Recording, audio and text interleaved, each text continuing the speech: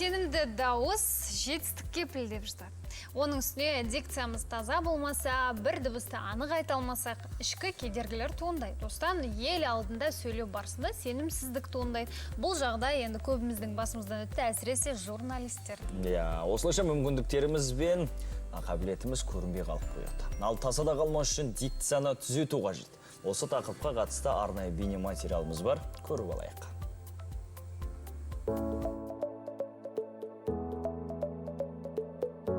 Ең бірінші сіздерге дикция ұғымын тарқатып айтып өтейін. Дикция бұл сөздің және буынның ашық, анық айтылуы.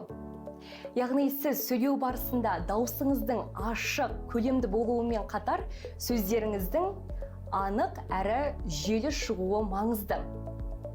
Дәл қазір дикцияны жақсартуға байланысты бірнеше жаттығуды көрсетемін, сіз де жасап көріңіз. Ең бірінші тақтада көрсетілген А, Е, И, О, У, А дауысты дыбыстарын барынша созып айтамыз. Арасына кідіріс жасамаймыз. А, Е, И, О, У, А. Осылай бірнеше мәрте қайталайсыз. Келесі екінші жаттығуымыздан гібди, гібді, гібда, гібдо, гібду, гібді сөздерін жаңғақпен айтып шығамыз. Бұл біздің тіліміздің таза, анық болуына әсерін тигізеді. Егер жаңғақ болмаса, онда қарындашты да пайдалануыңызға болады. Яғни тістің арасына дәл осылай қыстырамыз.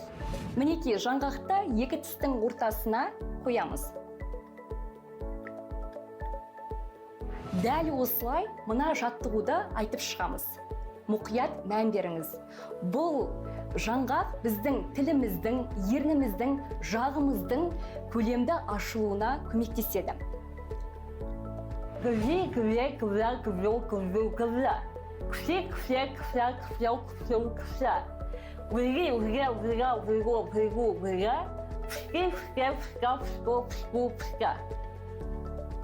Осылай бірнеше мәрте қайталайсыз. Құрметті көрермен, дәл осы жаттығуды күніне 3 рет жасауға кеңес беремін. Сол сәтте әдемі әрі анық дикцияға қол жеткізесіз.